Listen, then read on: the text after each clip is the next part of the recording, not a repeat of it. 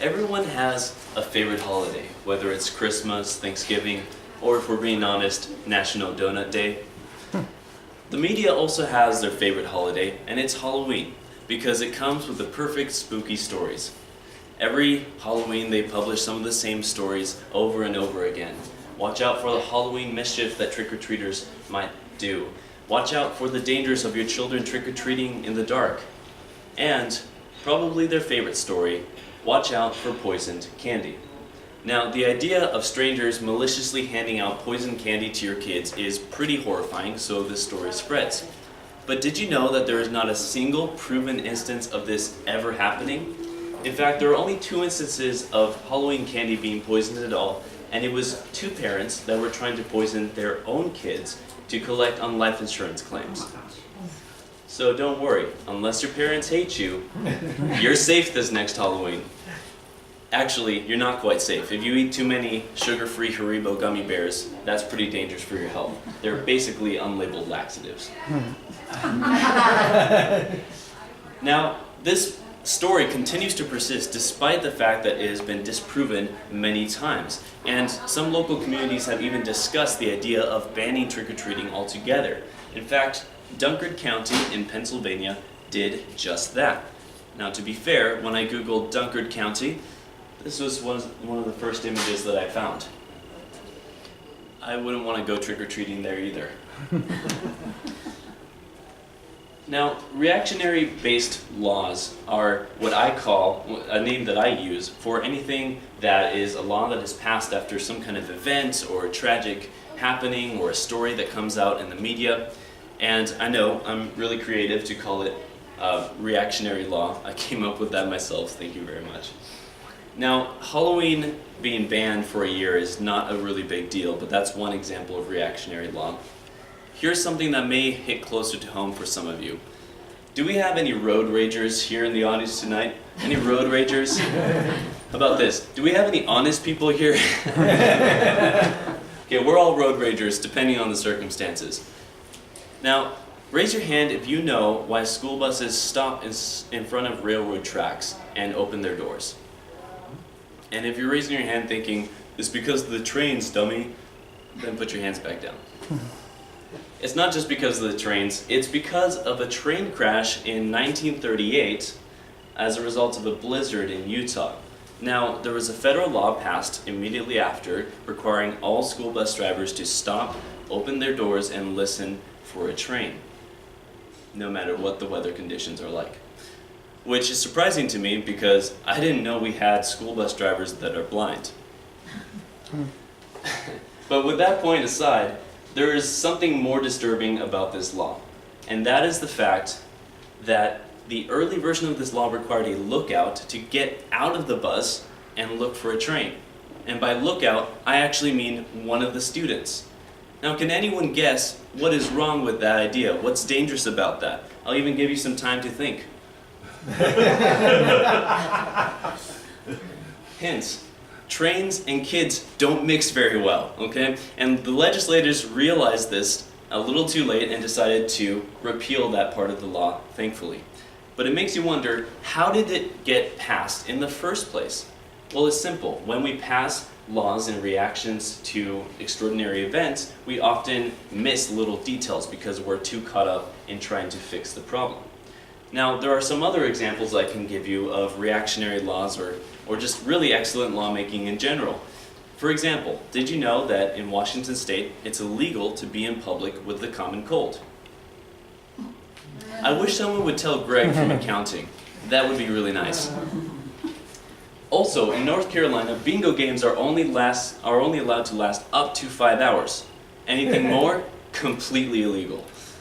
Which is fine because most seniors would be asleep by that time. And lastly, New Mexico, up until 2016, said in the Constitution that idiots are not allowed to vote. Which is, okay. I guess we could change that to idiots are not allowed to hold public office, and that would fix a few of our problems in the United States. Now, these kinds of laws are kind of harmless because no one really enforces them. But what happens when these reactionary laws start to get enforced? When people's lives are affected by this. What happens when a man is sentenced to prison for 8 years with no prior criminal history because he purchased undersized lobsters from Honduras? When a 67-year-old man is imprisoned for doing nothing more than the paperwork for his orchid business the wrong way? When a homeless woman is sentenced to 12 years in prison simply for using a fake address to send her son to a better school? You see, the bottom line is we have over 2,500 laws on the books that can send you to prison. Over 2,500. That has come over time from reactions to crime, and it's too late to repeal a lot of them. But we can be more informed about how we make decisions that lead to those laws. Here's an example of how these kinds of laws get passed. In 1993, 12-year-old Polly Klaas was abducted from her home in California and murdered. The perpetrator was later caught, and it came to light that he had been serving time for 2 previous felonies. Now, there was an outrage naturally about this, saying, why did he even get out of prison in the first place? And Polly's father lobbied for the now famous 3 strikes law. The 3 strikes law was intended to allow people with 3 felonies in a row to go straight to life in prison. It wasn't required, but it was allowed for the judge to sentence them to life in prison. But this law evolved as they were advocating for it and eventually dropped that felony requirement. Polly's father tried to actually distance himself from the lobbying effort at that point, but it was too late. The California legislature passed it soon after. As a result, people have been sent to prison for stealing socks, baby shoes, and slices of pizza. One unlucky guy got life in prison for having 0.09 grams of black tar heroin in his possession. Now, no one can deny the tragedy of Polly Klaas's death, and no one can make light of the family's very real and visceral pain. But that's exactly what makes reactionary laws so powerful, because they plant their roots in tragedy and make it impossible for you to argue against them without making yourself seem like you're foolish or incompetent or that you don't even care about what happened. You don't care about the tragedy. And that emotional pull of reactionary laws is exactly what makes it such a powerful tool for legislators and lobbyists who want to grab at power. Like, here's a power grab for you. Remember when the NSA didn't spy on us? The good old days, am I right? Well, maybe this will kind of cheer you up a bit about it. If you ever lose some of those really important private photos, they're backed up somewhere, so you don't have to worry about it. The NSA started watching our lives back after 9/11, after the Patriot Act was passed. And the Patriot Act basically emboldened them to spy on ordinary US citizens. Now, we probably have a lot of differing opinions on whether this was a good thing and what resulted from it. But what we can agree on is this act was passed in direct reaction to 9/11 and probably would not have happened without it. So you see, when we're afraid, we're vulnerable, we're irrational, and we're ready to agree to almost anything to get that feeling of safety back.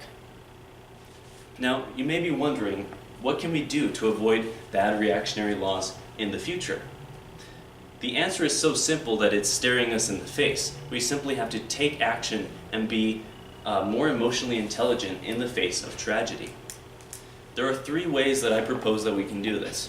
First, if your first reaction is to go on TV and watch talking heads for a while, think about changing that. The media wants you to feel fearful and confused after tragedy. They want you to believe that your kids may be poisoned by random Halloween candy. They want you to believe that the world is becoming an increasingly hostile place because it keeps you watching, it keeps you engaged. Second, after every tragedy, you see a lot of politicians flock to social media, not to grieve, but to talk about how their policies would have prevented the tragedy. We've probably all seen that. I don't think I have to say this, but don't be like politicians. How about we actually take some time to grieve and think about what happened before deciding what to do? I'm not advocating inaction, I'm simply saying we need to take some time before we decide what we're going to do. And third and finally, when a policy is actually proposed, take some time to think about what it would have actually prevented. Would it have prevented that tragedy at all? And what else might it affect? And these are thinking exercises that can help you to make better decisions. Look, I'm not an expert on law. I've never studied law, and I probably never will. Yes. The only reason I care about this is because I'm homeschooled. Very, very homeschooled. But that's exactly the point. Any one of us can learn how to make better decisions simply by being more informed. Today, we are at a state where the United States has the highest proportion of people in prison out of any country. The crime rates don't reflect that, but we have the highest proportion of people in prison out of any country. We have so many laws on so many different topics that the average American is estimated to commit 3 felonies a day, simply by their everyday actions, because there are so many broad laws on so many different topics. Let that sink in for a second. Every one of us has probably committed multiple felonies in our lifetimes. Why don't we all turn ourselves in after this talk? How about that? Don't take that too seriously. I already see you pulling out your phone. 911. I need to turn myself in, officer. But do we want this kind of legal system? Do we want a system that turns ordinary Americans into criminals? Now is the time to reverse that trend. Will you join me? Thank you.